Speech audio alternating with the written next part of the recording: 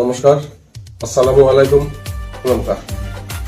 আমরা এটা অত্যন্ত আনন্দের সঙ্গে জানাচ্ছি যে আগামী পয়লা মে আমাদের সোনামুড়া যে সাব ডিভিশন আছে, সোনামুড়া সাব ডিভিশনে যেটা পুরান মোটর স্ট্যান্ড বলে, ওই পুরান মোটর স্ট্যান্ডের সন্নিকটে আমরা আমাদের পার্টির কাজ চালানোর জন্য একটা পার্টির অফিস একটা উদ্বোধন করব।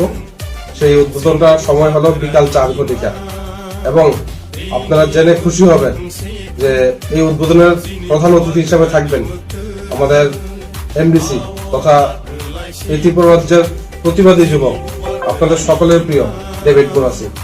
তো ডেভিড বুরা সিংকে এখানে ওয়েলকাম করার জন্য আপনারা সকলে আসবেন এবং আমাদের যে পার্টি অফিসটা সোনামুড়া সাব ডিভিশনের, সেই সোনামুড়া সাব ডিভিশন পার্টি অফিসের কাজকে এখানে বসে সুন্দরভাবে পার্টিকে পরিচালনা করার জন্য।